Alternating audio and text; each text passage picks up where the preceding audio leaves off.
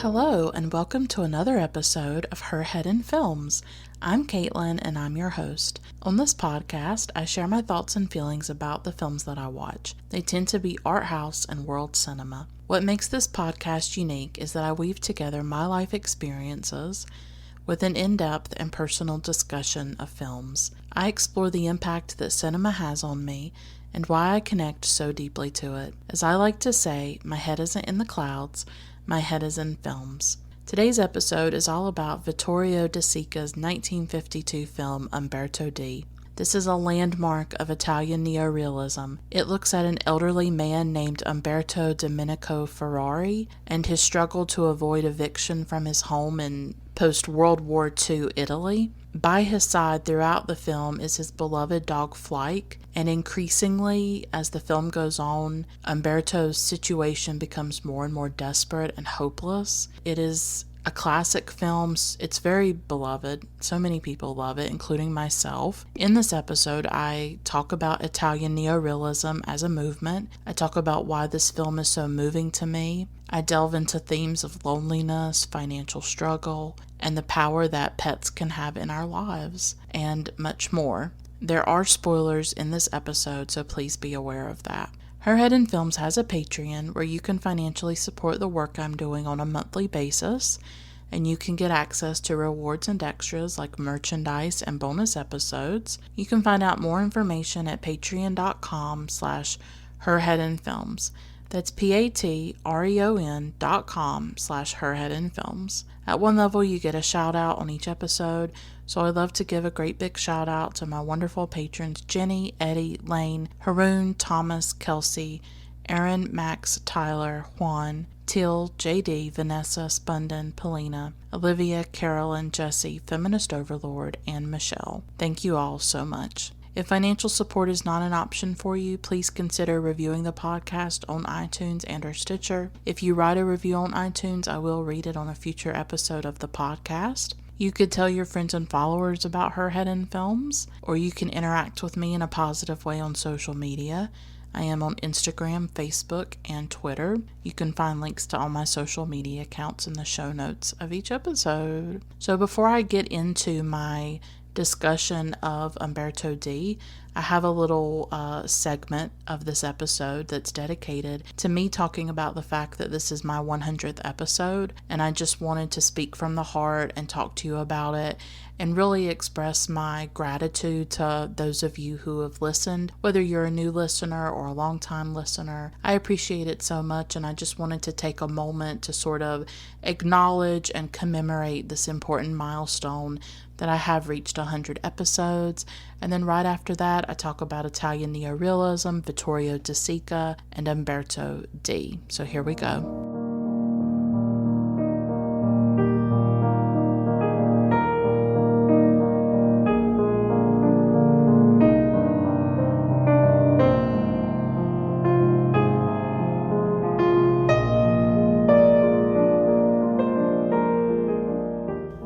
Wanted to say a few words about the fact that this is my 100th episode of the podcast.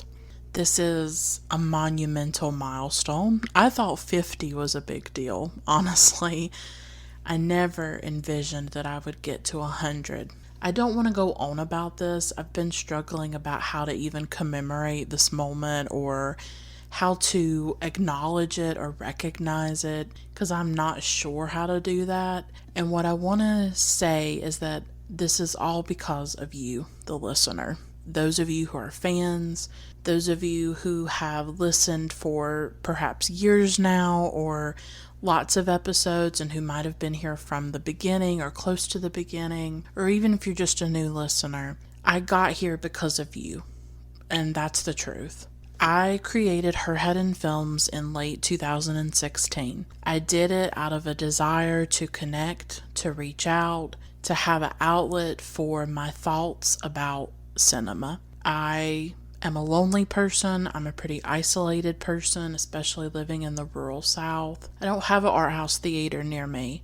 I don't have people nearby or around me or in my everyday life who love film the way that I do and who are cinephiles.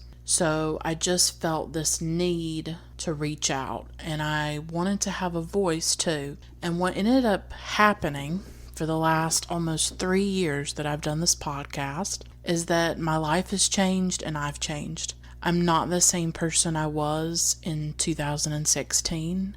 I'm not the same person I was when I made that first episode. Doing this podcast, this is the first thing in my life that I truly feel like I have created with my own hands. I feel a sense of pride about it, and I don't want to come off conceited or full of myself, because I promise you I am the complete opposite of that.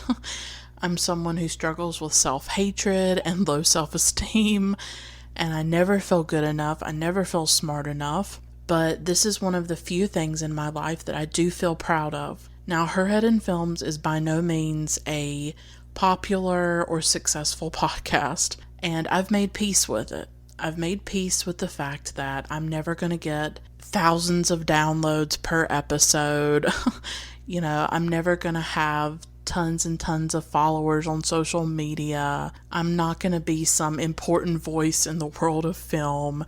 I've accepted all of that, and it's okay. It's okay that the podcast is small, that it's niche, that it just has its little fan base of those of you who listen. I've done all I can to promote it. I'll continue to promote it as much as I can.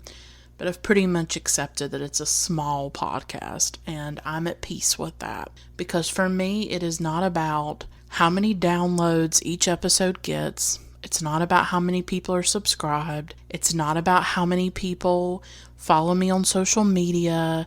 It's not about whether, the important online or cinephile people out there, all the important voices. It doesn't matter if they listen. What matters to me is the people who do listen. What matters to me is somebody listening to an episode at a certain time in their life and it affecting them in some way. What matters to me is getting to tell my story in every episode in the way that I want to tell it. Because that's what Her Head in Films has really become. It's not just a place to talk about cinema. Obviously, that is its central goal.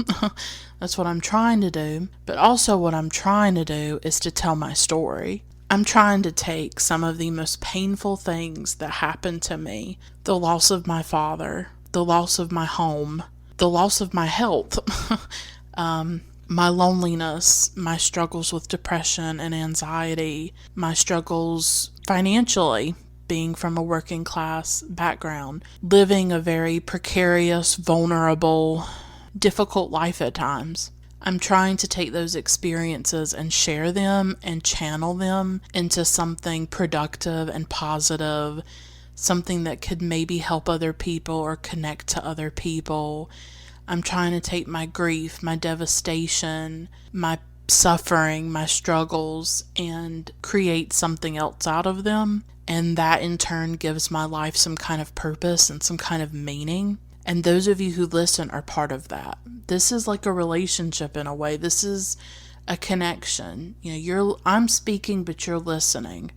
And there's something really beautiful and symbiotic about that. I am proud of this podcast, and I'm proud of the episodes that I put out. I'm not proud of a lot of things in my life. I struggle with shame. I struggle with feeling like a failure a lot of the time. I feel like I'm nothing, I'm nobody a lot of the time, because people have made me feel like that for much of my life. But I would not put these episodes out, and I would not create them if I didn't feel like I was creating something of value and of meaning. So this is like one area of my life where I feel some kind of purpose, and all of you who listen, you're part of that. That's what you've given me. You've helped me build up my confidence and my self-esteem. Like I said, I am a different person. I have been transformed. I figured out in the last 3 years that I do have something to say, that I do have a voice, that my thoughts and my opinions are valid. And I didn't always feel that way. And if any of you were here from the beginning, I struggled a bit. And I appreciate those of you who stuck with me and who stayed with me, because sometimes we have to let people change and evolve. Sometimes everybody doesn't start out with all the resources and all the bells and whistles. From the very beginning, I didn't even have a microphone. I didn't have music. I didn't know what I was doing. I started the podcast on a lark. I started it on a whim. I just thought, oh, I just want to talk about films. I'll just put this out here. I never thought anybody would listen. I had no idea what would happen. And even though not a ton of people listen, a few do, and that's meaningful to me. So what's happened over the last few years is that I realized that I do have worth, that I do matter. I am a capable person because this is something that I've created with my own hands, and I'm really protective about it, and I care deeply about it. It's just given me a sense of accomplishment and a sense of, wow, I've created something. I had no resources, no help hardly. And I've created this thing. I've created this podcast. I've created a space to talk about art house cinema in a deeply personal and subjective way. I feel like there's a void in a way with film podcasts that I've noticed where it's sort of either really mainstream films that you'll see at your local movie theater. Nothing against those films, they're just not what I like to watch. Or on the other extreme, it's like art house film talked about in like really academic and highly intellectual ways with really big words and theories and all of that. And I don't fit that. I'm self-taught. I have a college degree, but I can't understand theory to save my life. And all I've wanted to do is to talk about these films that get talked about that way, like really academic, really theoretical, and that's valid. And I'm sure there's some film students listening to me right now. It's totally fine that you engage with cinema that way and that you're really intellectual and academic. I'm glad you're out there. I'm glad you exist and that you're doing that, right? That you're in the academy, and that has value. I'm not saying it doesn't. But for me, I just wanted to talk about these films in a really accessible way. I wanted to say, hey, you can be a girl, okay, a young woman, okay, I'm 30, I can't deal with it. I still feel like a teenager inside. You can be a young woman living in the rural South and struggling and not know a whole lot about cinema, but you can connect with these films and find value in them. That's what I've wanted to talk about, but I've also wanted to talk about my story and my life because I don't have a lot of people in my life who want to listen to me or talk to me or know me. And so this podcast has been a way for me to share myself with the world, to share my thoughts and my dreams and my feelings and my memories, because I don't have a lot of people in my life that want to hear that or that care. So I created a space where I could share those things with complete strangers, those of you who are listening, but I appreciate it. I don't take it lightly that you take an hour or two out of your day or your week and listen to what I have to say about a film, and that has value to you and that matters to you in some way. It is an honor and it is a privilege to be part of your life, and I want you to know that you're part of my life too, and that I would not have gotten to episode 100 without you. That's just a big deal to me, and it means the world to me.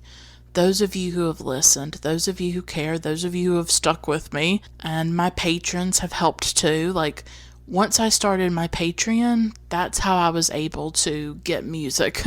That's how I was able to enhance the quality. And Patreon also just gave me a sense of value of like, oh, well, there's some people out there who really love what I'm doing and want to support me, and it just completely affirmed me in a really beautiful way. And it has helped me so much to have access to be able to afford to rent films or to buy books or to do research and things like that. And I think it made me feel a little bit more professional or polished. Like, oh, I have a Patreon. I have some of these people out here. So I want to give a special shout out to y'all because it just means the world to me, and it's still just shocking to me that I even have patrons. But it kind of I think it gave me a little bit more pride, and it just kind of, it made me step up my game a little bit, right? Like, oh, well, I have patrons, so I need to make sure the quality's good. Even though I always try to make sure the quality is good. But so thank you to y'all, because it gives me resources and it really helps me so much. But even if you're not a patron, but you're a loyal listener or a regular listener, I am just so grateful for you, and you are part of my life, and you've changed my life. You make me feel good. And the thing about Her Head in Films is that it is something that's brought happiness and joy into my life. Films are like so joyful for me. They bring pleasure and delight and loveliness and beauty. And for so long, my life has been drenched in grief and heartbreak and fear and loneliness and trauma. You know, all of these things that I talk about on a regular basis in these episodes. My life has just, the last 13 or 14 years since I lost my dad, it's just been so difficult. One thing after another, losing more people, and then just all the upheaval that's been in my life over a decade now, dealing with my health and just things. But this podcast is like a space of joy. It's a space where I can talk about these films that I love. That's why I don't do negative reviews or really critical episodes, because I just want to share my love. I want to share my joy with you. I want to share why a film moves me, why I think it's great, why it haunts me, why it's important to me and part of my life. And so for that reason, Her Head in Films, it just brings me so much joy and happiness. And I just want to thank all of you. Episode 100, this is such a big deal. This podcast has changed me. It's made me feel good about myself. It's brought me joy and beauty, and it's made me feel a little bit less lonely, made me feel a little bit more connected. It still just amazes me that people listen from all over the world. People from Japan, people from Russia, people from England, Australia, everywhere. I have all kinds of fans all over the world, and you come from different cultures. Sometimes you come from a different language, but obviously you know English. You come from a completely different background from me. But the one thing that connects us is our love for cinema, our love for these films. And isn't that such a beautiful, beautiful thing? Thank you so much for going on this journey with me. And we made it to 100. I don't know what comes after this. I don't know how long I'll keep going. I'll keep going for as long as I can, obviously, but 100 episodes, that is just so major, and I'm letting that sink in as I say it. Like, wow, this is something that I've created and produced and built with my own two hands and with my own voice and my own passion. This is my labor of love, my little labor of love. I'm just so grateful to have it. I'm grateful to have those of you who listen. And like I said, it's such an honor to be part of your lives. It's such a privilege to think that maybe I've introduced you to a film or a director that you may not have known about or thought about. Or even if I just talk about films that you've already seen, maybe it gives you insight. I don't know, maybe it just makes you feel more connected. Or maybe the things that I talk about, the grief, the loss, my struggles, maybe that resonates with you and your own experience, and so it makes you feel validated or affirmed in some way. I'm sure all of y'all listen for different reasons. I'm so, so grateful. Thank you for helping me get to episode 100. This is such an amazing milestone, and I'm so glad that I can share it with you. So thank you so much. And I will stop here going on about it, but I'm amazed. I'm really speechless. I don't know what else to say. I'm just incredibly grateful and appreciative to all of you.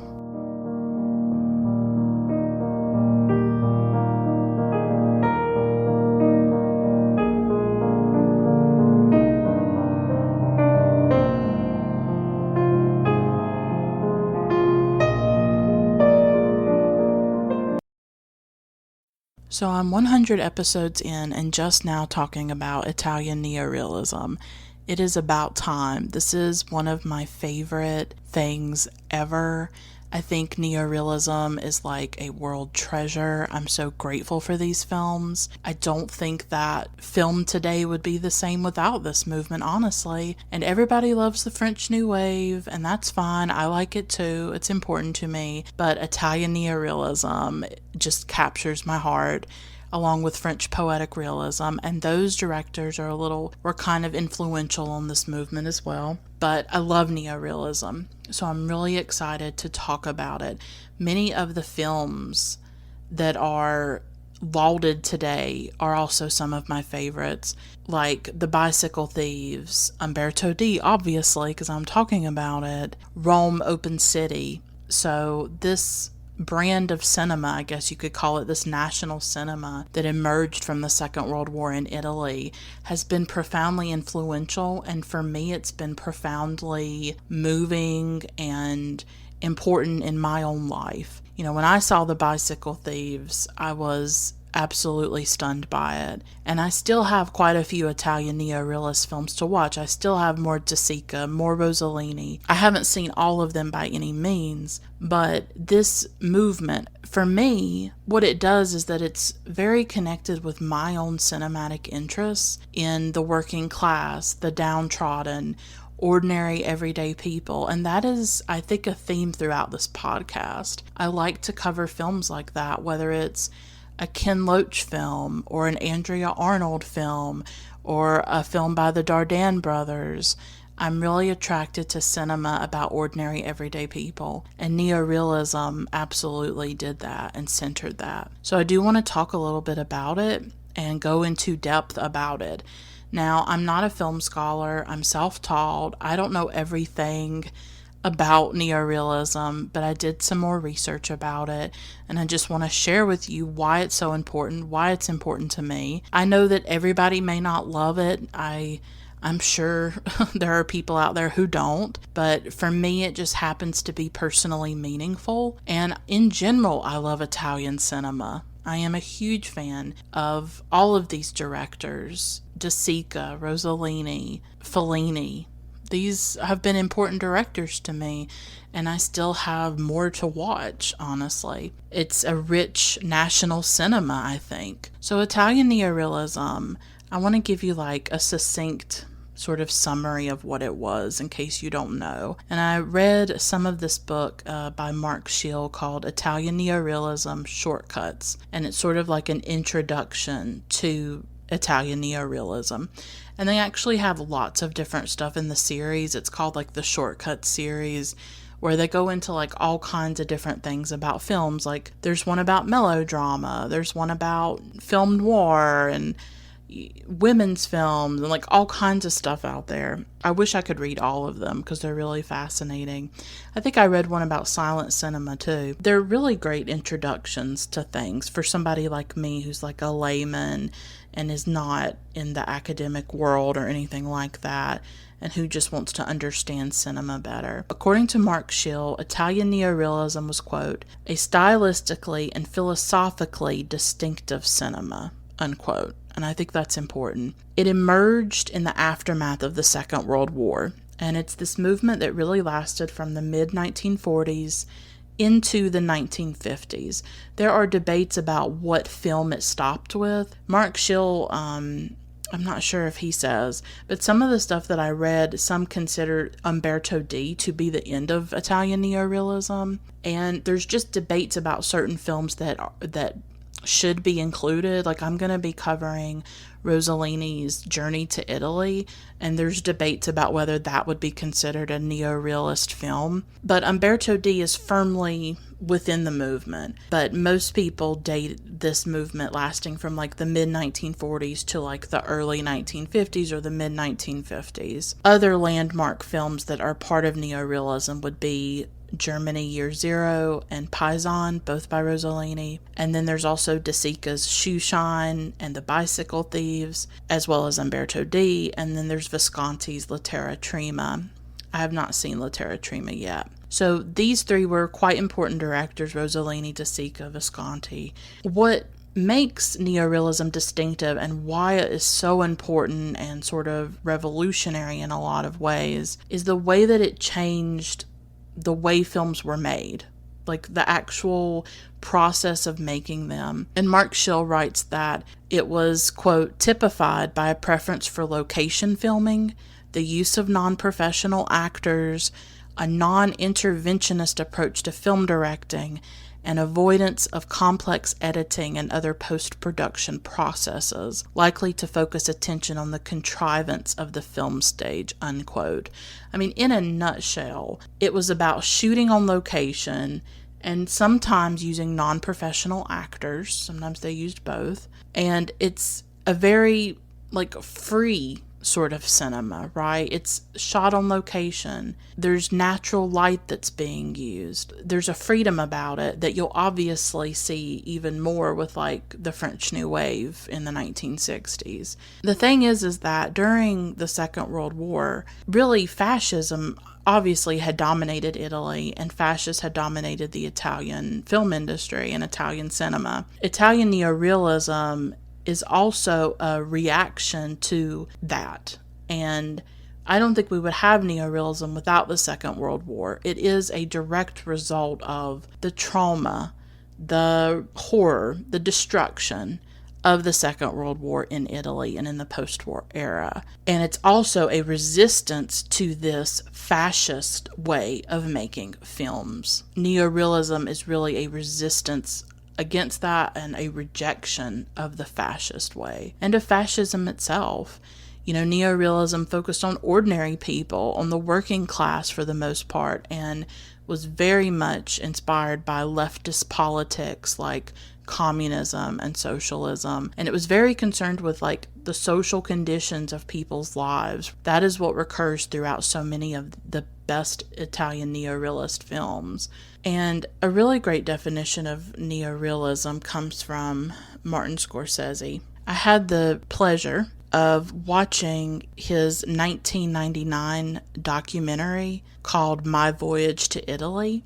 And it's this deeply personal journey through Italian cinema with Scorsese and the way that these films affected him as an Italian American, as someone growing up in America who had family members who were immigrants from Italy. And he talks about the different films, different Italian films, and especially neorealist films that he would watch on television when he was a child, and the impact that they had on him. And it's deeply personal, and I always love anything Scorsese has to say about cinema.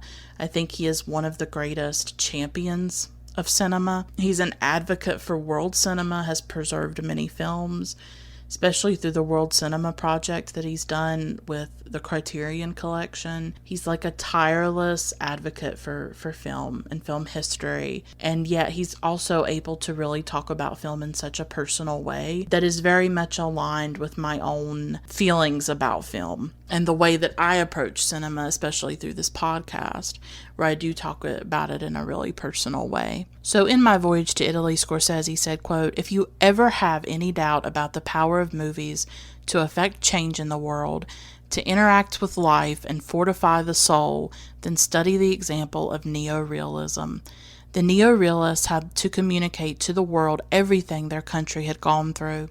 They needed to dissolve the barrier between documentary and fiction, and in the process they permanently changed the rules of movie making," unquote. Around 300,000 people died in Italy during the Second World War. It was a horrific and traumatic experience, and the end of the war brought a chance, obviously, to bear witness to that suffering, and you see that in the War Trilogy by Rossellini, which is made up of Rome Open City, Paisan, and Germany Year Zero. But the end of the war was also a chance to create a new Italy, and neorealism is part of that too, of really creating this new cinematic language or this new way of doing films, because they had to break with those traditions. They had to center the truth after so many lies.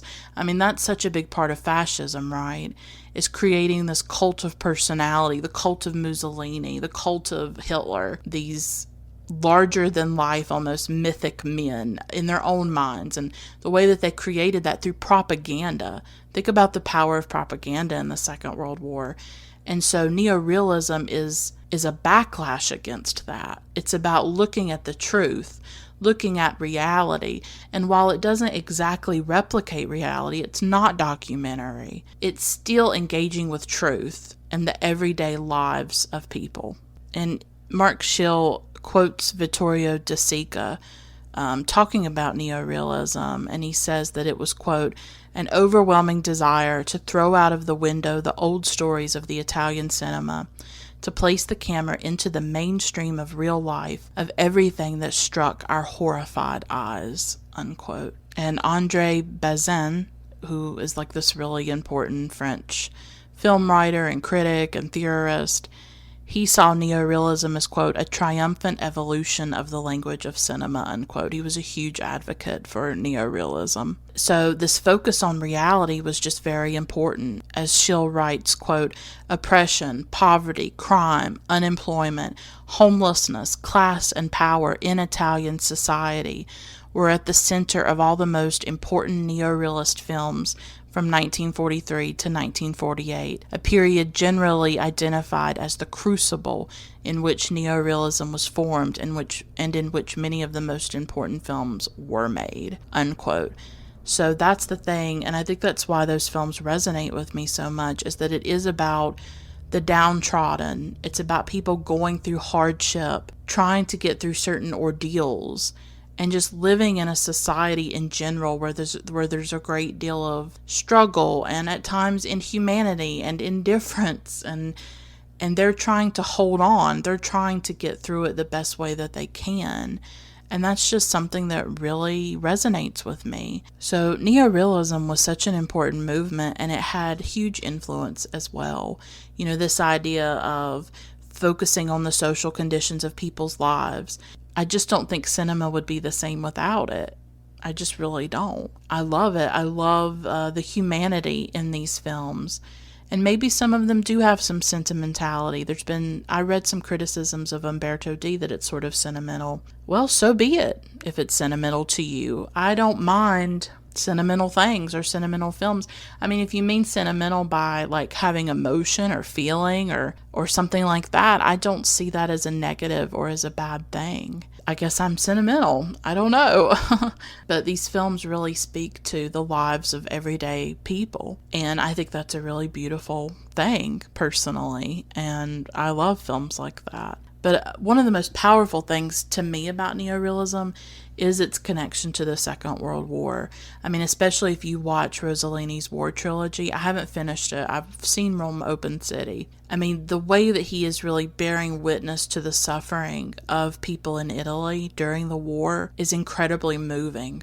The Second World War was just such a catastrophic event. It was so convulsive. It was such a rupture, I think. How could you not make films differently? I mean, how can life just go on as usual after all of that death, destruction, and violence, right? And I think a really good film about the Second World War that De Sica made was Two Women, which has Sophia Loren in it. And she plays a woman with her daughter, and some things happen. It's an intense film. And it's very moving, and it's set during the Second World War where she's trying to protect her daughter. This is a movement in which Italian directors were trying to create a new way of making films that would capture the horror of war and the struggle of rebuilding, the struggle of living in the aftermath and the ruins of war, and telling the stories of everyday people who were trying to get through life at that time, who were struggling to make ends meet. Umberto D has a pension, but it's not a huge pension, and he is still struggling to get by. That's why I think the movement is so important, is that I think it shows the suffering of the Italian people, but also their resilience and their dedication to rebuilding and to creating new lives. Just wanted to say a few words about Vittorio De Sica. He is obviously like a central director in neorealism. And he actually started out as an actor, which I think is kind of interesting. He started out in the 1920s. And he's been in quite a few films, and the main film that I've seen him in is The Earrings of Madame by Max Ovals, and he's really good in that. He was a very elegant, handsome man, I think. He had such an elegance about him. I love De Sica. I quite love all of the films by him that I've seen so far. And when he became a director, he actually made much more commercial films. But that really changed in 1944 with his film The Children Are Watching Us. That was the first film where he worked with screenwriter Cesar Zavattini. And they would go on to do quite a few films together, including Shoe Shine, The Bicycle Thieves, and Umberto D. And there's this great little documentary on the Criterion Collection edition of Umberto D that is about De Sica and about sort of his life and his films. I mean, it's not really in depth. It's made up from like interviews and newsreels of him. It's called That's Life. But he said some really interesting things about neorealism, and I wanted to share those quotes. He said, quote, "The urge to tell the truth stirred in us. Without knowing it, we were thinking of neorealism, or rather we were creating neorealism. Many say that neorealism arose from our need to save money, to spend less, but that's not true. It was really a need to tell the truth, to have the courage to tell the truth, and to take the camera not into the old studios, but out into life, into reality," unquote. And of Umberto D specifically, De Sica said, quote, "Umberto D is the creation I love the most. First of all, because I dedicated it to my father, but also because it was about the extremely profound and horrible drama of the post-war period, old age and solitude. It's a human film in that it addresses a subject, a drama as old as man himself, people's inability to communicate. The true drama is the lack of communication that exists not only between the elderly man and his landlady, but also between the elderly man and his ward, the young girl of the house, the maid who lives with him, who helps him, and is his friend. There's a lack of communication even between them," unquote. But I thought that was really interesting that De Sica himself really loved Umberto D, and that it was meaningful to him and he dedicated it to his father. Even though it is rooted in a specific context of post-war Italy in the 1950s, it does have a universal quality about it in the way that it's about an elderly man struggling to get by and to try not to be evicted and lose everything. And there's just something about that I think resonates with people. I don't even think you have to be elderly to relate to it, but it's this sense of somebody being sort of thrown away, of somebody being forgotten or overlooked and not knowing how to deal with what's going on in his life, not knowing how to cope with everything that he's losing, of everything that is outside of his control. And you see him desperately trying to keep everything together, to put off the inevitable, which is the eviction, doing everything he can, everything within his power to avoid it. But of course, in the end, he can't. It's outside of his control. It's interesting to note that Umberto D was actually not a big success at all. It was a box office failure, particularly in Italy. Now, before this, the collaborations between De Sica and the screenwriter Zavattini had done really well. Shoe Shine and Bicycle Thieves had been huge successes, but Umberto D was not. It did fare better with international critics, who really, I think, lauded it. But at home, it did not perform well. And from what I've read, one of the factors for that was that it was so bleak to a lot of audiences. Because this is a film about this man being evicted and then thinking about suicide and almost going through with it. And this is a dark film in a lot of ways, and it is bleak. And so I can kind of understand why audiences recoiled from that a bit. But I think it's also a very truthful and real film because of that. I mean, nowadays, this is a very highly regarded film. It is considered, I think, not just a classic of neorealism, but of world cinema. I mean, even Ingmar Bergman really admired it. I looked on Wikipedia. I don't know how accurate this is, but they said that he watched the film many times, that it was one of his favorite films. And I do wonder if it in part inspired Wild Strawberries, his 1957 film. I have an episode about Wild Strawberries. I really love it. And it is about an elderly man. There's not a lot of things in common between the two films. There's no pet, he's not being evicted from his home or anything. But I guess like the way that both films focus on an elderly man or an elderly character is pretty unique, because you don't see elderly characters a lot in cinema. At least I haven't. And so I just wonder, because Wild Strawberries came out in 1957, a few years after Umberto D. You have to wonder, did it perhaps inspire it? It could not have, there may be no connection to it. But I thought that was interesting. The man who plays Umberto is Carlo Battisti, and he was actually not an actor at all. He was a professor at a university. He was a non-professional, and I thought he did such an extraordinary job. In the film, I'll definitely talk more about his performance, but I just think it's important to note that, he was a professor. He wasn't even an actor. Now, the little dog, Flike, was actually played by a trained dog. This dog was like a performing dog or something like that, and his name was Napoleon. He's such a cute dog, right? I just think that's fascinating that the main character is a non-professional actor, but then the dog was trained, and the dog did a superb job, I think, as Flike. He's just such a sweet dog, right? How can you not love this dog? So I just wanted to give you some background about Italian Neorealism, De Sica, some things about the film. I'm by no means trying to give you everything there is. It's not exhaustive in any way, but I like to do research when I do these episodes, and I just wanted to share some information that I came across. So let's talk about Umberto D, this amazing film. I saw it a few years ago for the first time. It just moved me. I think I was going through a period where I was watching more of the neorealist films. I had watched The Bicycle Thieves and then found Umberto D. This one just touched me so much, and when I got to think about covering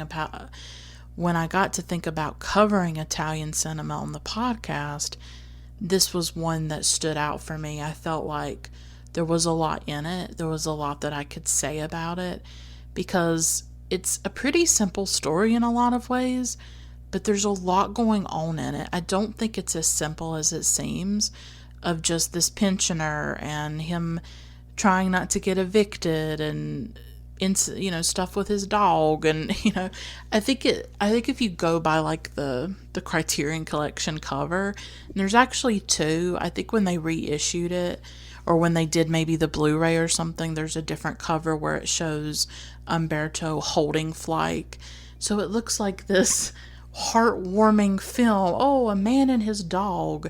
And it is. In a lot of ways, it's about a person and their dog and that connection and that beautiful relationship. But it's also much darker and deeper, even bleak at times. I think when you watch the film, I wouldn't say that the ending is happy. I would say that it's very open-ended and ambiguous and unsettling in a lot of ways.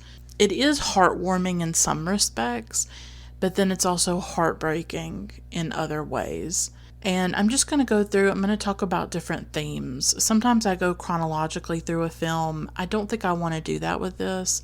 I just kind of want to ramble a little bit, but I also just want to talk about main themes in the film. So for me, something that makes this film really special or unique is the way that it's really focusing on old age and the treatment of the elderly, which we don't see a lot in films. For the most part, cinema tends to focus on young people, or people in their 30s or 40s, right?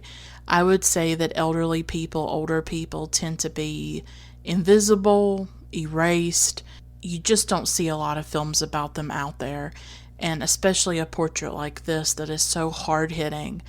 I think it's very interesting that the film opens with this protest that's happening, where all these old men have come together to protest about their pensions, and they want their pensions to be raised. They need more money to survive and live on.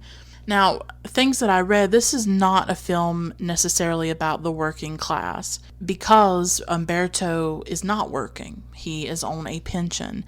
and he would probably be considered maybe more middle class or something, even though he is just kind of living in a room in a boarding house, kind of. I mean, I guess it's an apartment, but it's sort of just like one big room in this block, right? But it certainly is about a figure, I think, who is struggling, who is downtrodden, who has financial insecurity. He's not poor by any means, but he is struggling in a lot of ways. What's also interesting about this film is that the main character is not particularly likable, and he is, for the most part, to blame for his own problems in some ways because he has debts. And that's a big part of the film where we hear it multiple times, that he has these debts that he needs to pay off. And he's talking to these other old men, and he's like, yeah, if they increase the pension by 20%, I could pay off my debts. We don't know what those debts are. We don't know if he's gambling. We don't know what he could be doing to be so in debt. Although he is behind on his rent. We do know that. And that's a big part of the film, is the fact that his landlady wants the money up front. Like he's behind several months, and she wants it now. And she won't take half. She won't take a third. She wants the full amount now. And I think it's interesting what De Sica said about the lack of communication. I'm not sure if I totally agree, because the landlady and Umberto do communicate, right? The communication is just that she is unwilling to wait for him to get the full amount of money. She won't take half of it. She's very unbending. She's not going to change. She communicates very well with Umberto what she wants, mainly through the maid. It's very rare for the landlady and Umberto to be like directly in contact. They mainly communicate through Maria, the maid. She is threatening to evict him, and that's really the central drama of this film, is this old man trying to figure out a way to get out of this. And he goes through multiple things where he tries to sell a watch. And he eventually does sell the watch, but for a lot less than what he wanted to. He goes to the hospital. And from what I gathered from those scenes where he goes to the hospital, at first he does have a real condition. He has tonsillitis, but it's not particularly serious. It's not something where he needs to be there for weeks. But he needs to be in the hospital so that he can save money, because they're going to feed him in the hospital and he's going to save money that way. And that doesn't work. It's really about this old man trying to come up with these various schemes to make money, or, to sell a watch, to go to the hospital, to try to avoid this eviction or defer it, or come up with the money to avoid it, and it not working in his favor. He's not able to do that. But in some respects, he has gotten himself into the situation. He's not a perfect character. He is a flawed character. But at the same time, I think that it does look at structural issues here, where the pension is not maybe enough to live on. Because look at the protest. A lot of these men in the protest may not have debts, and they themselves are struggling to live on the pension. Umberto happens to have debts. We don't know why. There could be legitimate reasons for why he's gone into debt. We see that these other men are not able to live on that pension either. And that seems to be a big issue for me personally, is that these are men who are not getting enough money to live on, and they are demanding to have more money. And they are calling out the government. They are calling out the people who do these pensions and shaming them, and trying to shame them, and showing them what a disgrace it is, the way that they are treating their old people, their elderly. And I do think this is an important subject, because here in America, and I'm sure in a lot of other countries, old people, the elderly, are overlooked. They're not cared for. They're often neglected. Many of them do live in poverty here in the United States. They get Social Security, but a lot of them don't get enough to live on. It's a struggle for a lot of elderly people. And they get forgotten by family, or they get put in nursing homes, or whatever. The treatment of the elderly is really heartbreaking to me. I do think it says something about a society the way that you treat the elderly and also the way you treat children. And I don't think American society is particularly kind or good to its elderly people. Like, that's just my opinion. How do you justify that? And so that seemed to be a struggle in post-war Italy of, look at all the devastation this country went through, and then how do you take care of the most vulnerable among you? Not that Umberto is particularly vulnerable, at least he has a pension. There may be people who don't even have one, but it's not really enough for him to live on.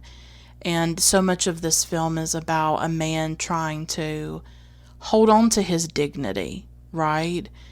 And I noticed the way that Umberto dresses. He is always so nice looking when he goes out. He has his suit on.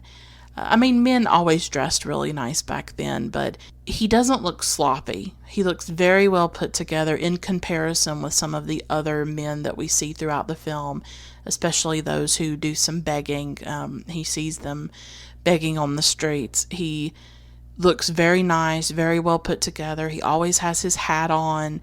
He's a man with like dignity and maybe not elegance, but he certainly has like a gravitas about him, and you can tell that he cares about his appearance. He's very well groomed and things like that, and that seems to matter to Umberto. His self-image matters. His sense of dignity and self-respect really matters to him. It's very hard for him to beg. It's just hard, you know.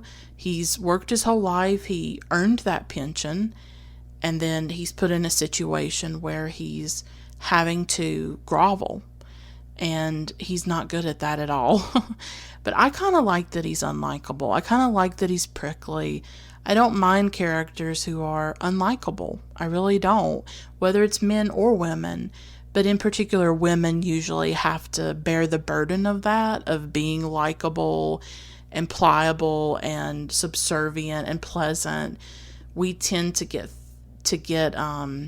put into that role. I think it would be interesting to see like an elderly woman in this role. That might have been interesting. But Umberto, he's trying to hold on to that dignity as an old man in a society that doesn't seem to really value the elderly and doesn't seem to value giving them enough money to live on. And even though he has created those debts himself, that doesn't negate the structural issue that is, these pensions are not enough. And there's a lot of other people who want an increase, who need an increase, and who are struggling. And Umberto's experience seems to be almost like a microcosm of a larger issue plaguing Italian society at that time, of why are we not taking care of these elderly people? Why are their pensions not enough? Why are we not increasing it? And these men doing this protest, but then the protest just kind of fizzles out. They didn't get the right permit for it. And it just kind of, it's interesting because it's the only moment in the film of solidarity or community or connection. I also get the sense in this film, the way that Italian society was being represented is like a very every man for himself kind of situation after the war. I don't know if that's how it truly was, but that's something that comes off in the film of there's not a lot of community.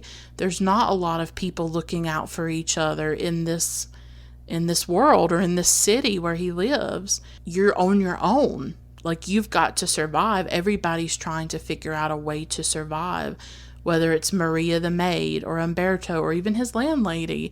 She's hiking up the price and she's going to kick him out.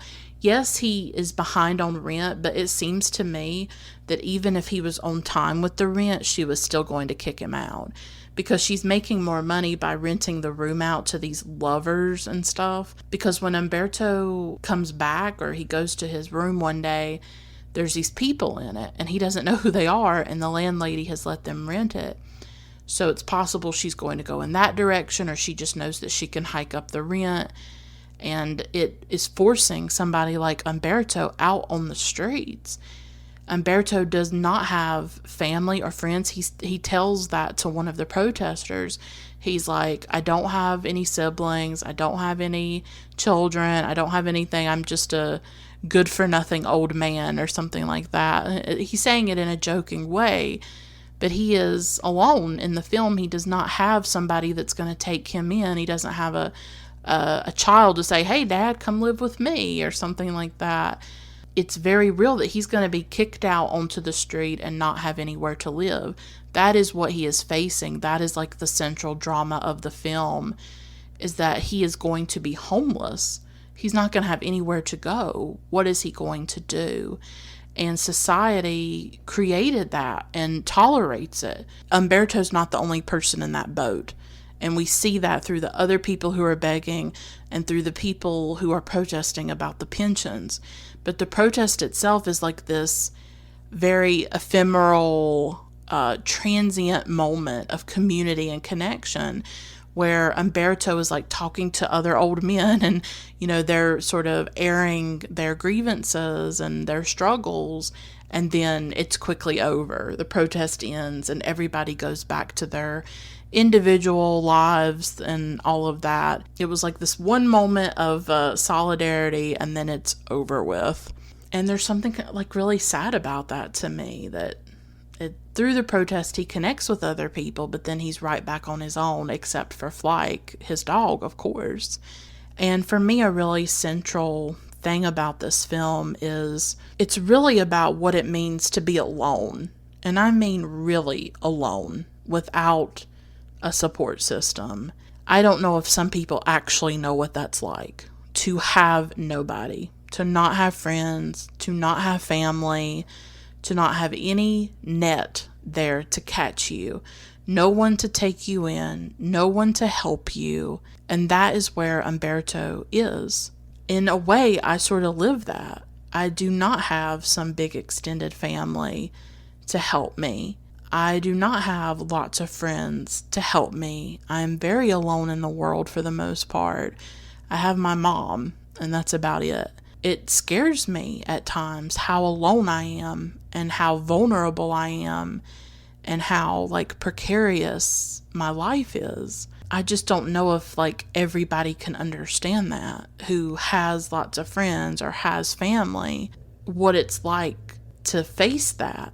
And that's what Umberto is facing, is he's really going to be kicked out of his apartment. And there's nobody there to scoop him up and help him. There's nobody to take him in. There's nobody to loan him the money. And his loneliness is profound in this film. I think you don't have to be an elderly person to relate to that. I mean, I think there are people who feel lonely, and then there are people who are literally lonely. I mean, there's a difference to me. There's people who feel alone, but then have lots of friends, right? Or they have family, and I understand that internal loneliness of that disconnection, but there is a literal loneliness where you have nobody to lean on. You have nobody who's there to catch you. No one who has your back.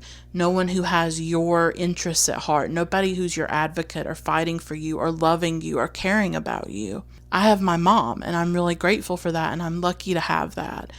But I don't have much beyond that. And it wears you down, and it has physical effects on me to be in the kind of loneliness that I'm in and that I have felt for much of my life, where I've just been sort of forgotten, abandoned, disposable. And it's something at 30 years old that I am still struggling with, and that I don't really know how to cope with at all. Is why, I've gotten to this point. I just turned 30, and it was a big revelation to me this birthday. I turned 30 in July, and I'm recording this in August of 2019. I didn't get lots of cards. I didn't get lots of gifts. I'm really lucky to have my mom, and she gave me some stuff, and that was it. I didn't have this big family to send me cards. I didn't have people who cared that I was born and that I exist. And I felt really pathetic, sharing about it online. I posted about my birthday online, like on Twitter and Instagram. And the reason I did that was because I just wanted some people to say happy birthday to me, even if they were strangers and they don't really know me. I just wanted people to say happy birthday, like they cared that I'm alive. I just wanted to feel like remembered. And so the only way I could get that was to post online, just so I could hear it, because I didn't get lots of cards and presents. I didn't have some big birthday party. It was me and my mom and her husband and my dog. That was my birthday for my 30th, you know.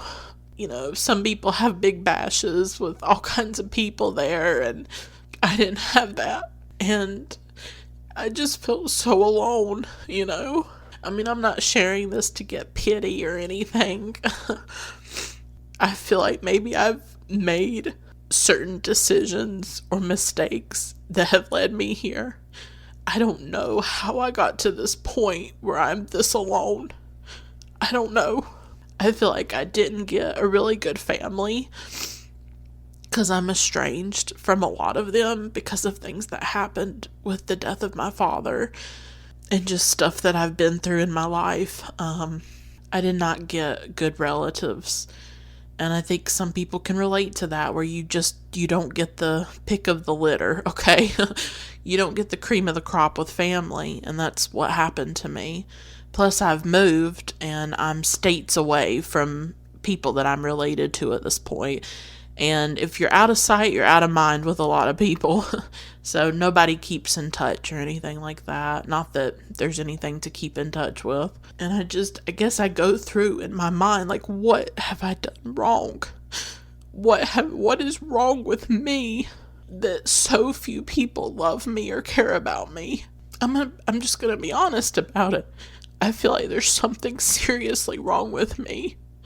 That I'm 30 years old and have barely any friends and no family, and I'm this alone in the world and this alone in my life. I just feel like, what have I done? Why is my life like this? What is going on, And I know I shouldn't feel that way, but it's like I feel defective in some way, that there's something wrong with me, or I've done something seriously wrong to get into this situation where my life means so little to so few people. I know this is a tangent, but I feel like some of you can maybe relate, where you're in a similar place, and maybe you're younger than me, or maybe you're older than me. You just wonder what went wrong, Why are you so alone? And I have those same questions. I don't feel like I'm a terrible person. I do like myself sometimes, and on some days. And I just don't know how I got to this point, and I don't know what to do about it. So I'm just saying there is a kind of loneliness that is objective, where you don't just feel it. Like, some people feel it, but in actuality have lots of people they could reach out to. I do not have that. I'm on my own for the most part. I've just made a lot of changes with this birthday, turning 30. I can't explain it. It's like I just felt like I needed to make changes, and I did that mostly online. I've really cut back on how much I am online, on social media, how much I share. I've basically disengaged from it, and I realized that it cannot give me the emotional fulfillment that I crave. And I also realized that a lot of my connections with people online were shallow and were not substantive and were not meaningful. And I had to learn that the hard way. It's not enough. Online relationships or connections are not enough. I have maybe a couple of people that I really trust, that I reach out to, that I can really talk to, open up with, and be myself, and who are really genuinely there for me and care about me. But I just realized that the time I was putting into stuff online and all of that was not working for me, and that my time and my energy would be better spent in other things, like reconnecting to real life and everyday life. So I am very much more disengaged and disconnected from the online world and from social media. And it's been a healthy thing. I'm back to reading books. I'm back to writing more. I'm back to just engaging with my real everyday life again. And I would encourage you to do the same. I mean, I don't want to tell other people how to live, but I think when you disengage from social media, you realize how much it affected you and how much it almost like, I don't know, it just does something to your brain, the way that you process information when you're on Twitter or something like that. And I find that the less time that I spend on those spaces, the happier I am. And I just realized that those things did not fulfill me emotionally and that they never could. And that I was giving a lot more than I was receiving, especially with different interactions and relationships online. And so I just came to that revelation for myself. It's up to you. You know, if you ever want to reduce your time, I just would encourage it. You're never going to be able to not have social media in your life, but I'm telling you, it is possible to reduce your time on it and to take your life back from it. And like, seriously, to read books again, to, to be in real life again, and to get away from the noise and the chaos and the craziness that is online. I promise you, it is possible. And it's one of the best decisions I've ever made. Am I still lonely? Yeah, but I was lonely before too. At least I can channel that loneliness into something else, like art or writing or something like that. And I know I've gone on a tangent, but that's what this podcast is about. It's about me talking, but mainly the social media that I do now is just for the podcast. I don't do personal social media anymore. I just focus on Her Head in Films and do that. And it's been healthy all around for me to reduce it in that way and just be present online in a really positive way. And to say, here's the films that I love. And yeah, that's what I really enjoy. I decided to make social media about joy again and like happiness and just sharing my passions, sharing what I love. That's what I want to do. I want to bring positivity into the world. What I've been trying to say is that there just is a type of loneliness that is like corrosive and it's deeply painful. And that I have known that loneliness and that I saw that kind of loneliness in Umberto, where he is like literally alone for the most part, except for Flike and Maria. That's pretty alone to me, to only have a dog and a young girl. I mean, that's it. That's all he's got. I thought that was really a heartbreaking aspect of this film. For a moment, I just want to say, I think this film has some interesting parallels in its look at affordable housing in a way, because a big part of this is that the Umberto's rent is going to go up and he can't afford it. His pension doesn't pay him enough to afford the rent that the landlady's going to jack up. And it made me think a lot about nowadays how hard it is to find affordable housing, like especially in places like San Francisco or a lot of these tech places, like wherever Google is or whatever, how rents have skyrocketed in those areas, and it's so hard for everyday people to afford them. But it's a problem outside of the cities. When I was looking for housing after we moved, because I went through a move recently, and I've lived in several states the last few years, and it's been so destabilizing at times, but it's been really hard trying to find a place to live, and rent is so high, and so it's something that a lot of people struggle with, and that theme of the film I found really resonant, that this could be anybody. Anybody could have their rent go up and them not be able to afford it. Like, I've heard horror stories in San Francisco of people living in their cars, people becoming homeless because their landlord went up on their rent and they couldn't afford it anymore and they had nowhere to go. So that's actually a pretty common story. A lot of people go through that, and it is a structural issue.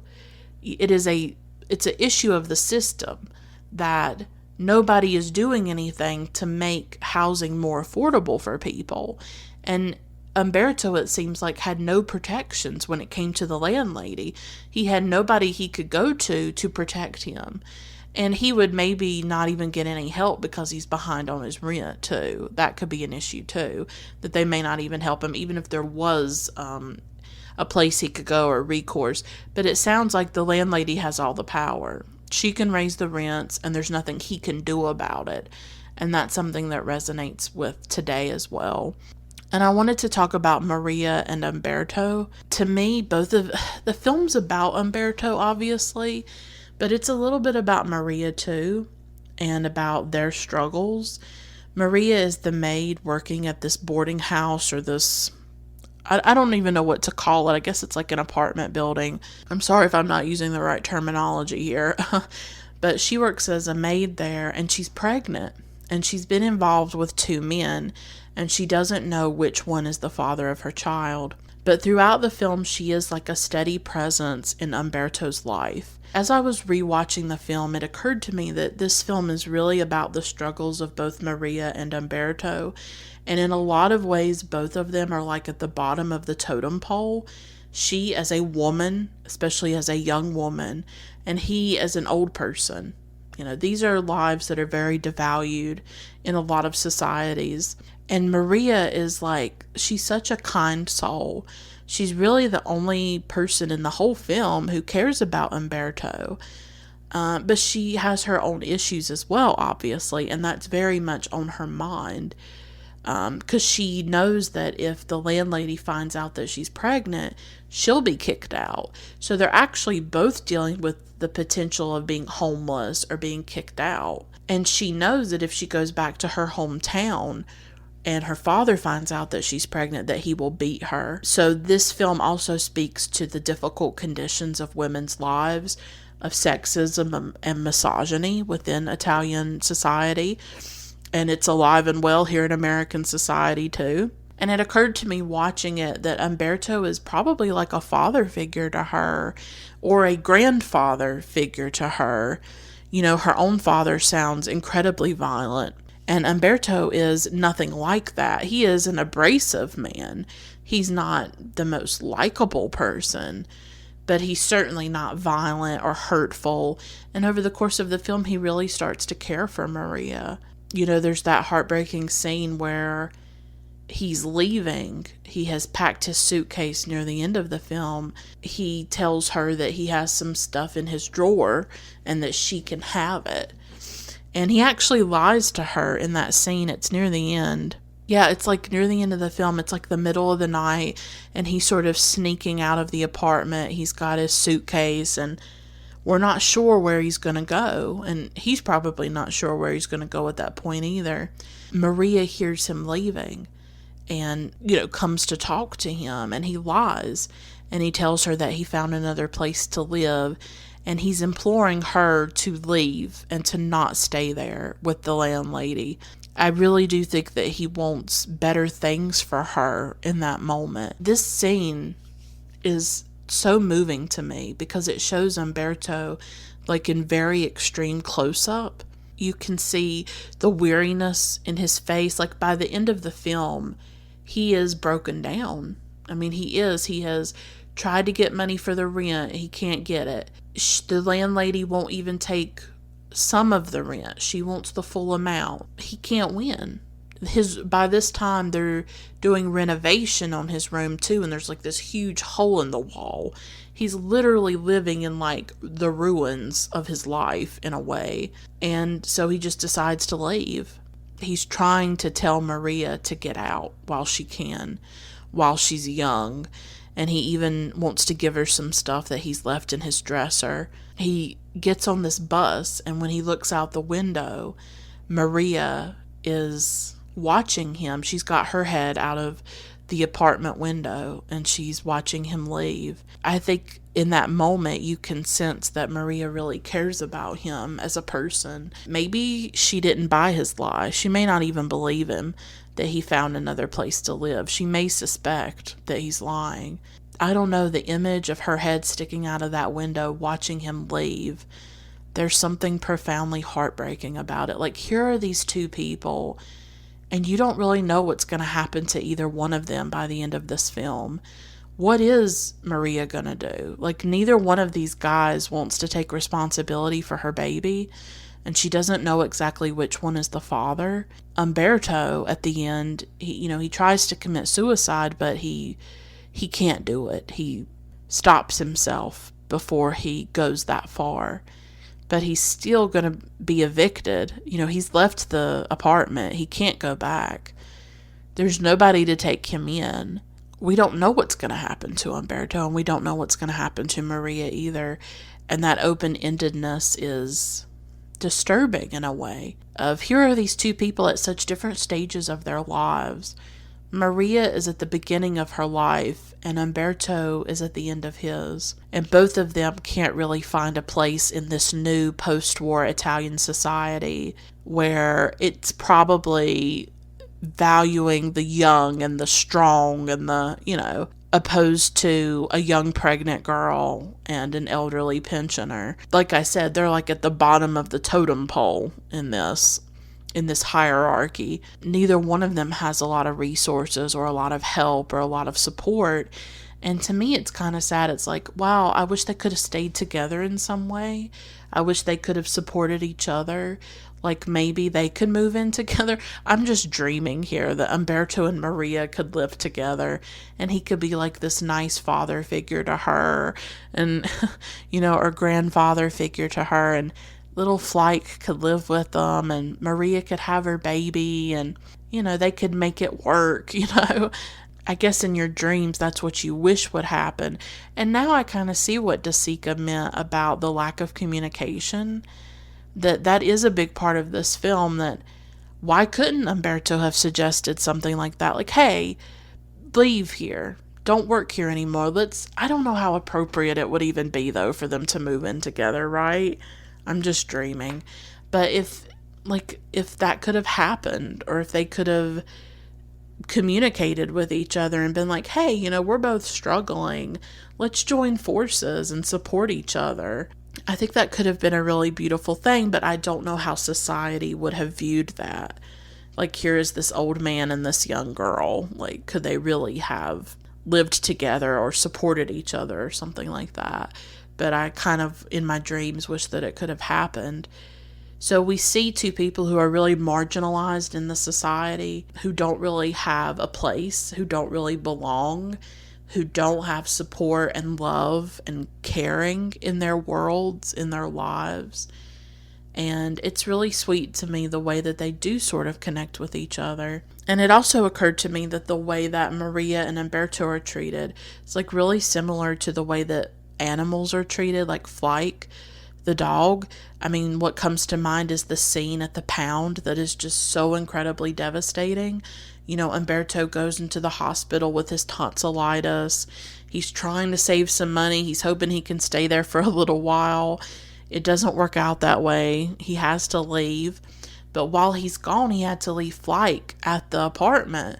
And he asked Maria to look after Flike. And one day Flike sort of ran out and ran away. So Umberto has to go to the pound to look for him. And it is absolutely heartbreaking when we are at the pound and seeing all these dogs being brought there. And then that scene where they're like in this cart, all these dogs, and then they take them to the euthanasia area, the place where they kill the dogs.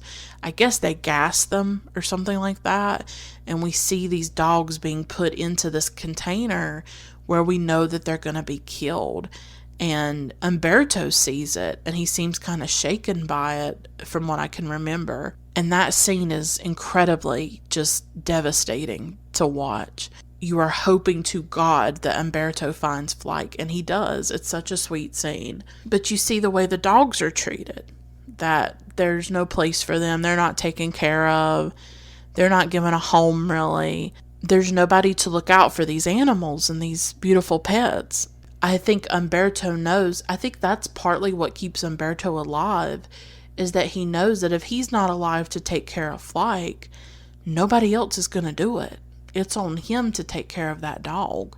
That's partly, I think, what helps him survive and to not commit suicide, is his connection to the dog. But the way that these dogs are treated is in some way similar to the way that the people are treated. This sense of not having value, of being nothing in a lot of ways. And I see that with Umberto and Maria as well, that these are people who are not valued in society in a lot of ways. He's just an old man that you can kick out. She's just a pregnant girl that these guys can discard and not take any responsibility for or take care of. That is just devastating. It's devastating to feel like you're nothing and to be treated by society as though you are nothing and your life has no value. I don't think the film would be the same without Carlo Battisti. He was a professor. He's a totally non-professional actor. And yet he has so much pathos when he is in the film. Not the most likable man, but the face of Carlo is just full of anguish at times and brokenness and tiredness. Especially by the end of the film, he's tired. Everything he's come up with to try to evade the eviction is not working. He feels like he has no other options, and you just feel that in the performance.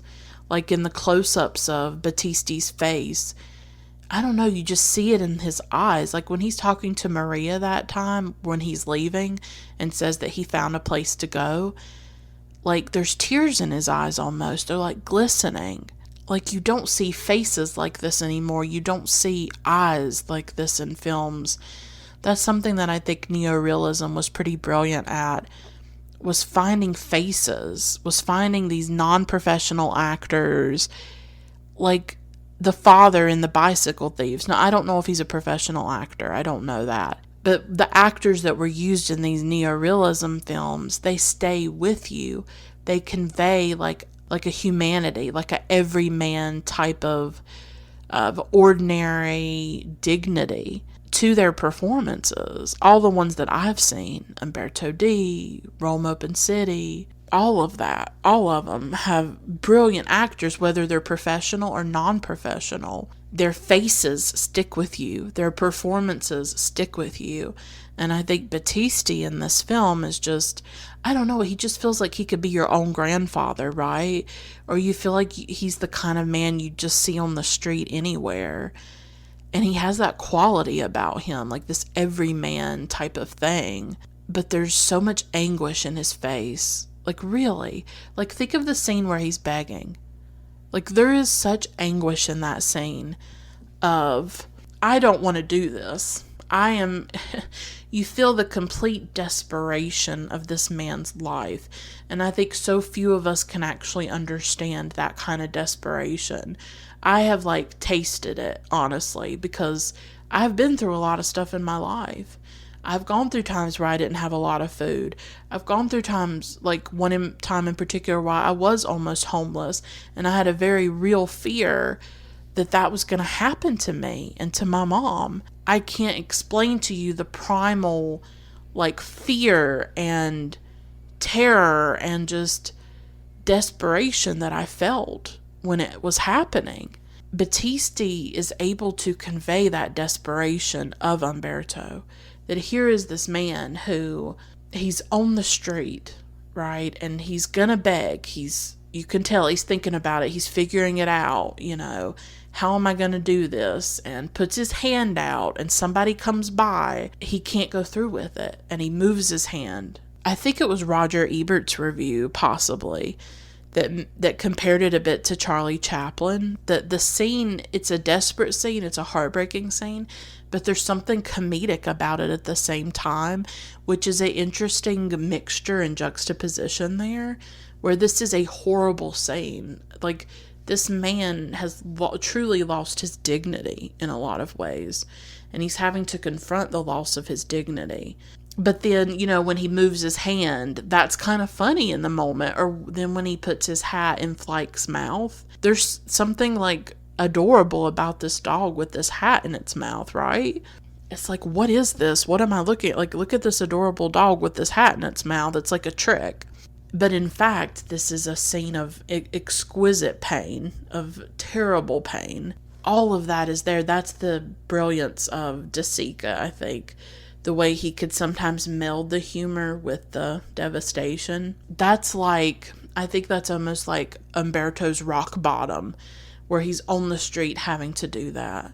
And we've all seen people out on the streets begging with their signs up and things like that. And there's very cruel myths and lies spread about people who do that I'm not saying there's not some people who are probably perfectly fine in life who go and do it. I don't even know what the statistics would be on that. I obviously can't rule it out, but I would say that the majority of people who are doing that, who are begging, who are on the streets, don't want to be. That this is a desperate experience for them. And I myself have looked at them and thought, that could be me. And I've wondered, how do you do that? I can't imagine having to do that. And it makes you grateful that you are not having to do that. But the pain that they must feel, and the judgment that comes with it, and the shame that comes with it, because that is a scene not just of desperation, but of shame. And shame is profoundly corrosive in our lives. You can tell that Umberto is grappling with that shame in that moment. And so he tries to defer it to Flike. He tries to put it on Flike. Like, you put my hat in your mouth and then I won't have to do it. He's almost like a surrogate for Umberto. Like, I don't have to be on the street. I'll put my dog on the street to beg instead of me having to do it. Because this man who is always groomed and always has himself together and always looks very dignified, he cannot accept that. He just can't accept that is where his life has gone. And I would say that is one of the things that probably pushes him to the suicide, to the idea of suicide, is that I'm at this point of desperation. And in fact, it's a little bit after that scene that he goes back to his room, and there's all kinds of renovation happening, right? He's just sitting alone in his room, and it looks like it's been bombed. There's a huge hole in the wall, and he starts to think about death, and it makes sense. It makes total sense in that moment why he would be thinking about death. He's going to lose his home. He has no friends or family and nowhere to go. This film is, in a lot of ways, about a forgotten person, someone completely alone and without options. And like I said, I've been there. I've been to that precipice, and I have felt the fear of it. The fear of, like, what is going to happen to you? How are you going to make it? These very basic questions. And when they cannot be answered, they can cause true terror inside of you. And not everybody has to face that. There are a lot of people who will never face that. And be thankful if you've never had to. To me, Umberto's suicidal thoughts are completely believable and realistic within the film. And we see where Umberto opens the window and he's looking down at the street. And it's almost like he's imagining himself falling towards it, because there's this close-up of the street, of the cobblestones. And it's almost like a way for De Sica to put us into the mind of Umberto and into the emotion and the feeling of actually jumping and falling down to the cobblestones. Death becomes an answer for Umberto. It becomes an escape.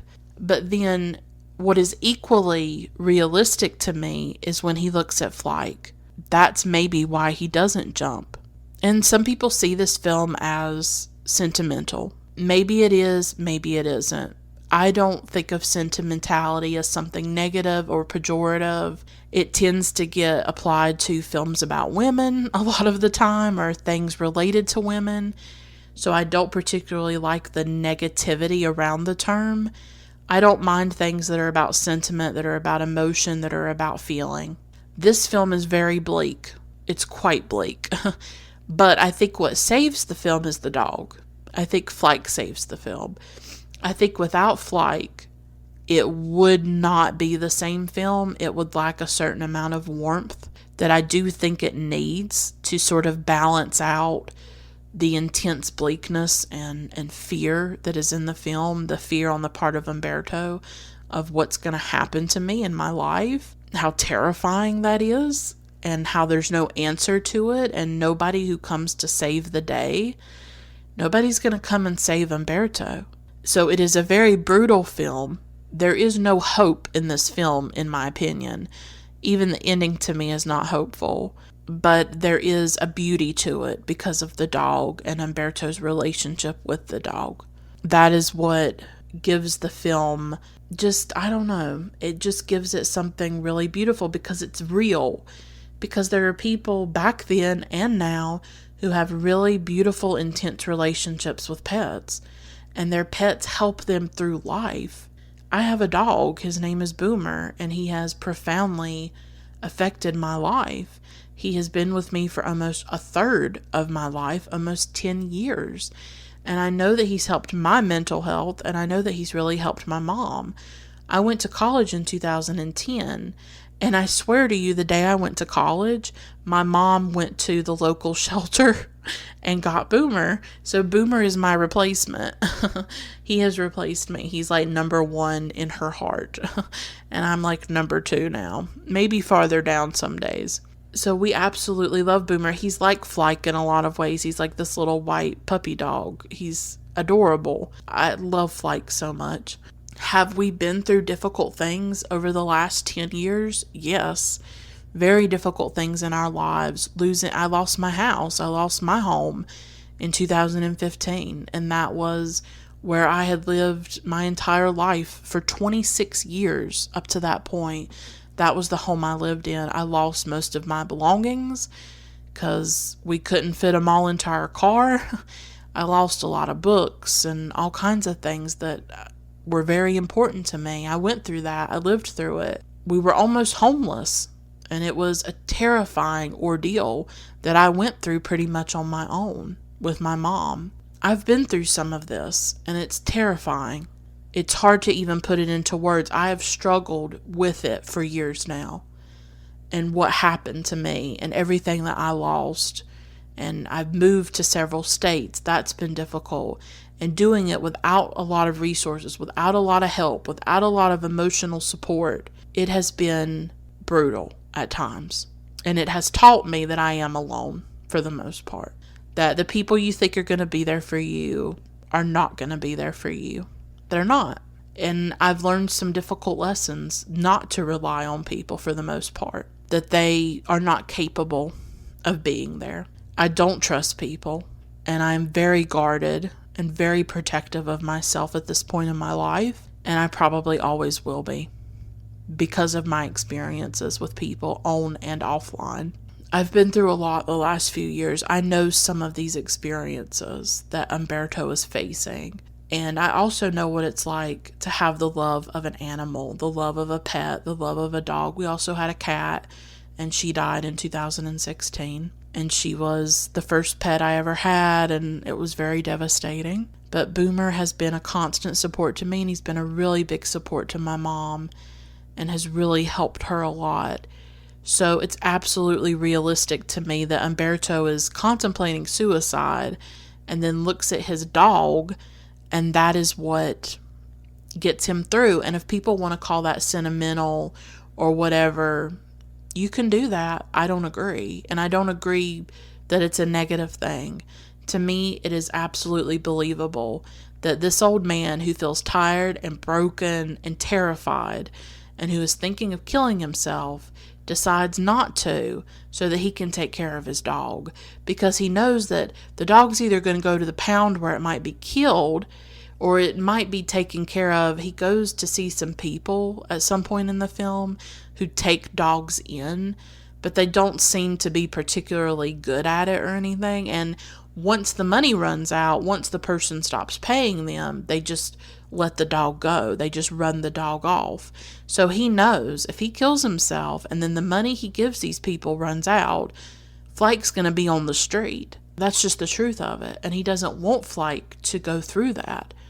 He doesn't want to be on the street, and he doesn't want Flike to be on the street either. So Flike is what keeps him alive, I think. And to me, that's real. We all have thoughts of death sometimes, of not wanting to be here. And then we remember why we are here. Or we hold on to what we have because in the end we do want to live. We're just in a lot of pain. We just don't want to live in this world anymore, where our lives are disposable and devalued the way that Umberto's is. And so Umberto holds on to Flike because Flike depends on him. He has to take care of this dog. No one else is going to do it. And that obligation that he feels to Flike is very powerful. And I think it is what keeps him going at times, is that, well, there's nobody to take care of me, but I have to take care of this dog. This dog is everything that I have in the world. And the thing is, pets often treat us better than people do. They are there for us. They give us unconditional love. And some of us rarely receive that from other human beings. We rarely receive that kind of love. We only get it from our animals and our pets. And that's just the truth. So to me, Umberto's suicidal thoughts and things like that were totally realistic, because he has no idea what's going to happen to him or what he's going to do. But he has that dog to take care of, and that's what keeps him going. And I do want to talk about the ending because I think it's very interesting.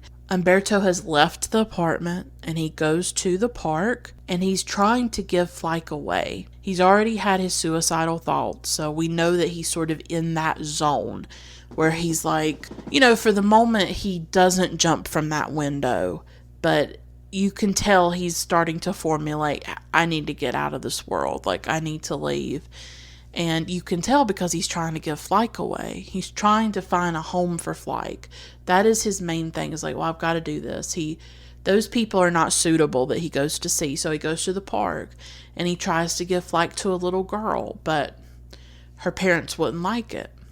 So that doesn't work out. So then he tries to sort of distract Flike and run from Flike, but then Flike finds him, because that is what dogs do. They will not leave you alone.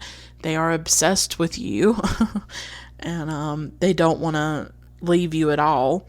And who knows, Flike probably senses that Umberto is in this very tumultuous emotional state. Like, dogs can sense that.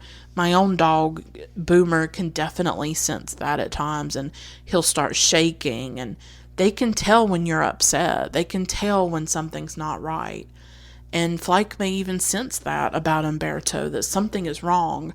I've got to take care of my master, my Umberto.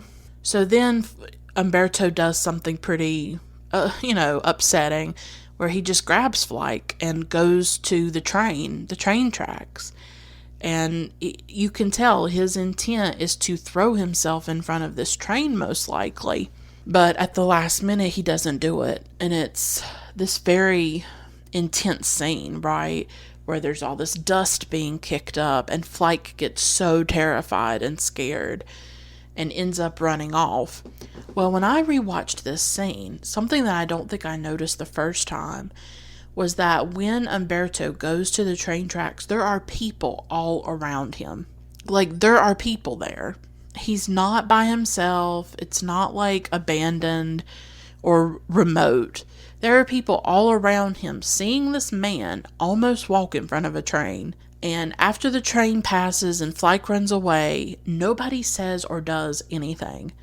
Nobody goes up to Umberto and says, "Are you okay? What were you thinking? Why are you doing this?" Nothing. And that really shocked me, that no one stepped in. No one did anything to save him or help him or see if he was okay. And I think it speaks to this indifference on the part of people towards each other, especially in this film and in the city where Umberto lives. There are quite a few scenes like that, where people do not engage with each other, where they're indifferent to each other. It's a heartbreaking thing to watch, I gotta be honest, that the lack of caring about other people. And I wonder if that was a result of the war, of just people hardening themselves to each other, just staying to themselves, perhaps. I don't know, but I do think De Sica was trying to say something about the post-war society that he was witnessing, right? And it's not about making Italians come off bad or anything like that. This is not unique necessarily to an Italian city or anywhere. I mean, this happens in a lot of places where people are disconnected from each other. People are indifferent to the suffering of one another. People are not engaged with their neighbors or the people right next to them.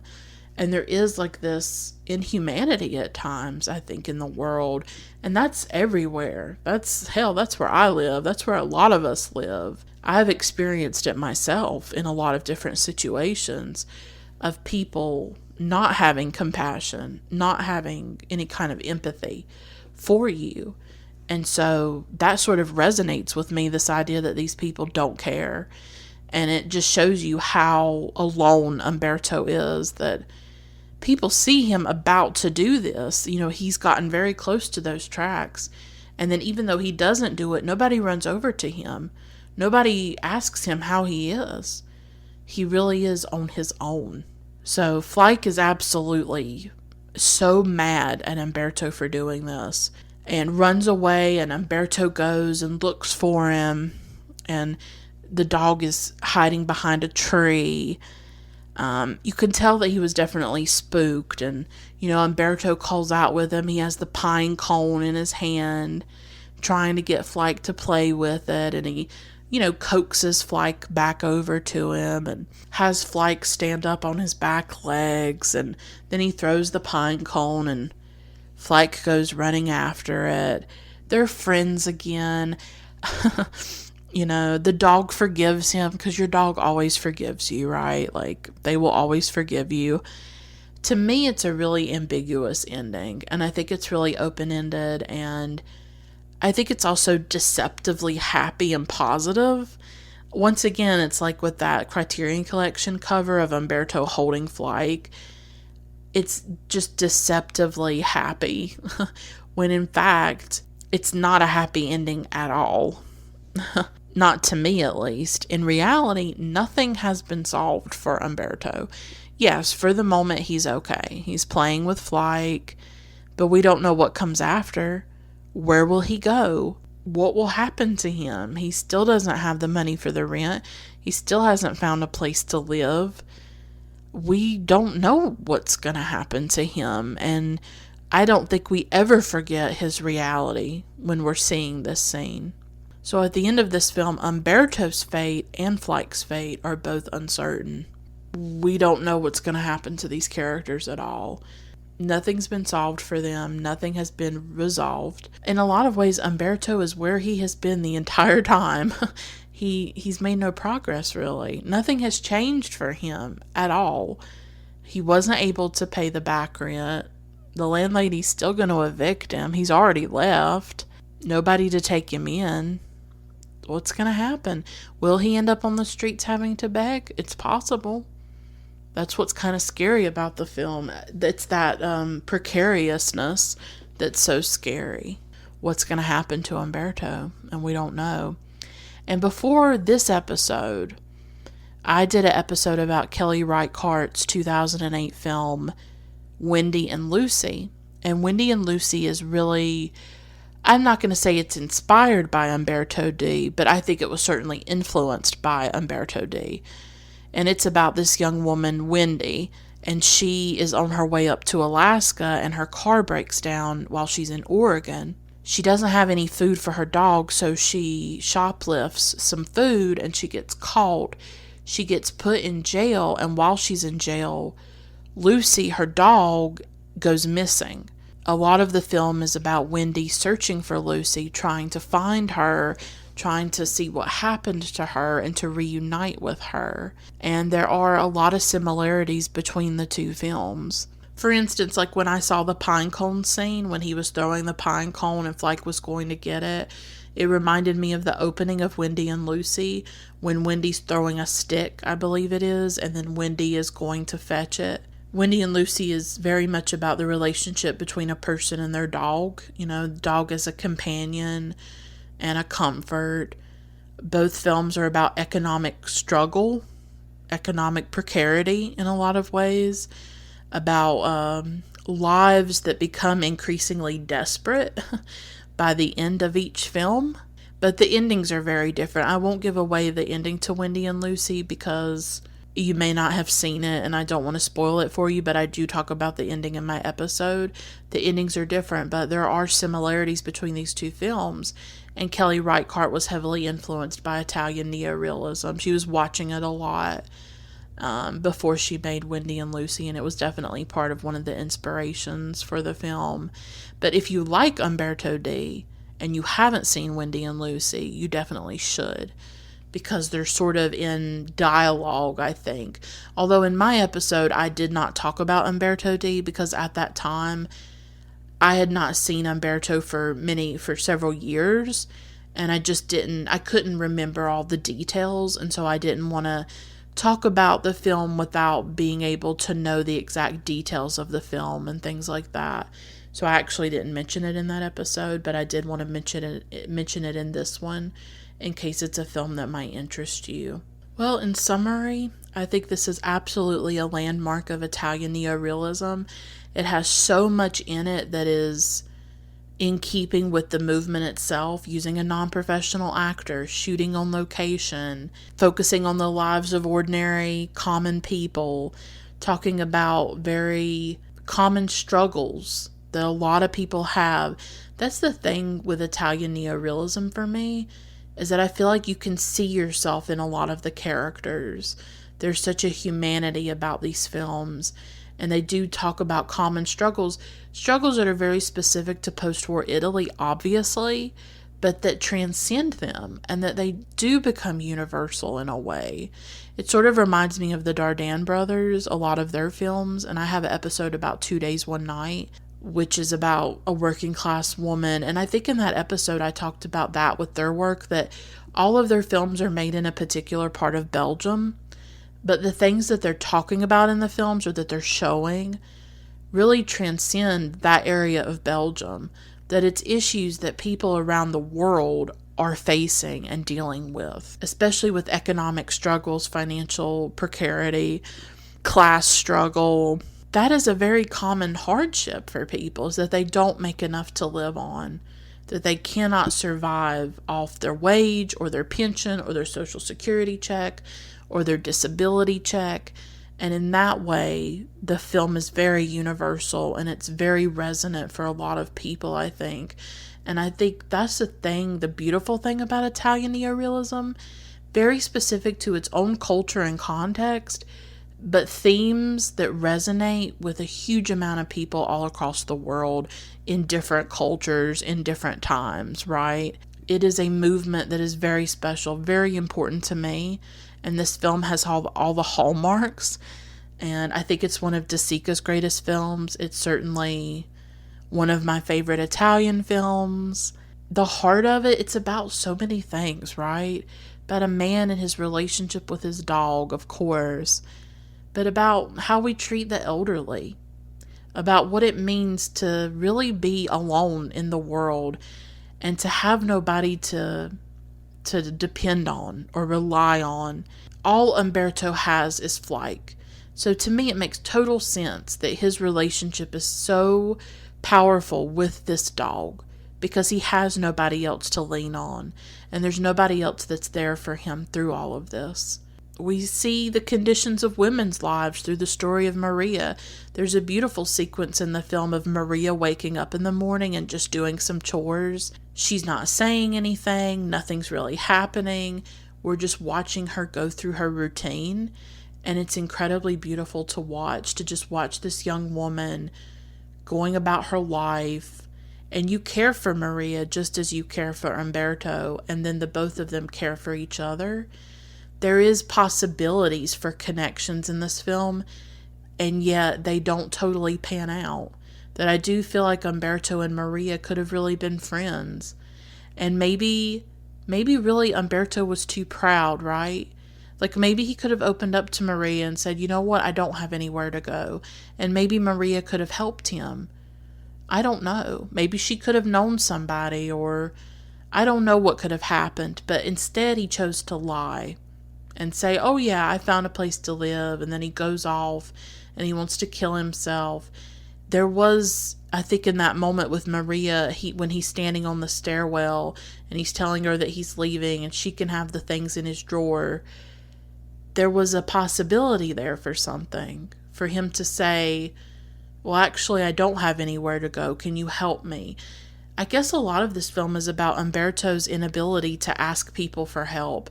Although there are several points in the film when he sees old friends and does kind of ask them for money. I don't know if he outright asks them, but he mentions how he's hard on, how he's having a hard time, how he needs money, and they don't offer it.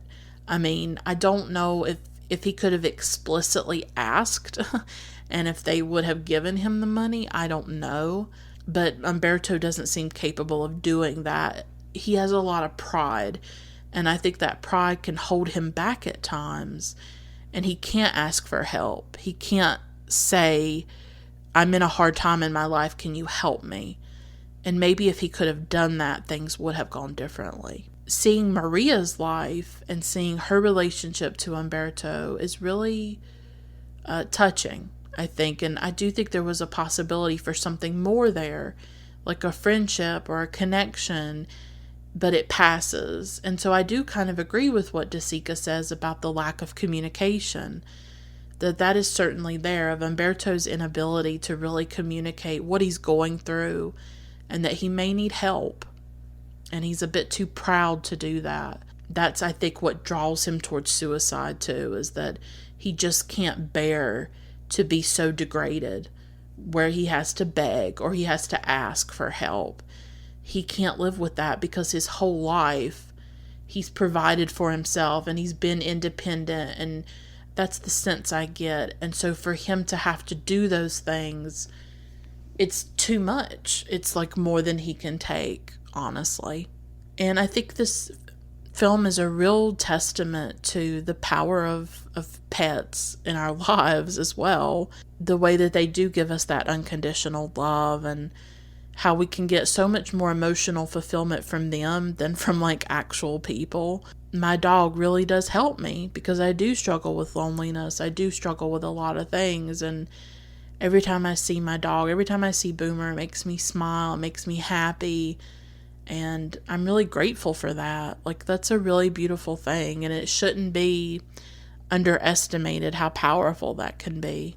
And the film is also a really good example of, like with suicide, how some people can feel so desperate and pushed to that, not necessarily because they have depression or something, but because of the material reality of their lives, that they have nowhere to go and they're alone and they don't know what to do. And so it seems like a way out, or it seems like an escape, the way it seems for Umberto, but he's not able to go through with it. But you totally understand how he gets to that point. This is really a person pushed to their limits, pushed to the edge.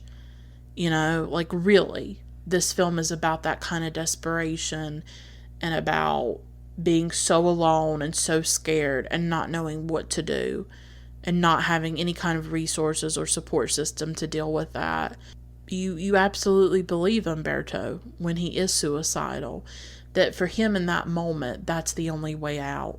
That's all he can see, but Flike is what keeps him from doing that.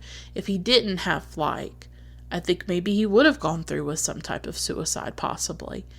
But he has Flike, he has that love, he has that connection, and sometimes that's what keeps us going. And it doesn't even have to be love and connection with another person. It can be with an animal. That can absolutely save us. And if that is all we have, then that's all we have. And that's what keeps us going. That's what Flike is to him. And I totally understand that feeling of like having so little and just finding that one thing to hold on to. For me, it's my mom and it's Boomer. But my mom is what I hold on to through difficult times. But not even everybody has that, So this is it's a devastating film in some ways, but to me it's also a very beautiful film. It's sad, it is bleak, it's not the most hopeful film, but there is a warmth to it through Flike, and there's a humanity to it through its focus on this one man just trying to maintain his dignity and keep from being evicted from his home. And if you think about it, that resonates a lot, like with the recession. We had the recession in 2008, that's when it started. millions of people lost their homes as a result of that recession and of the housing crisis.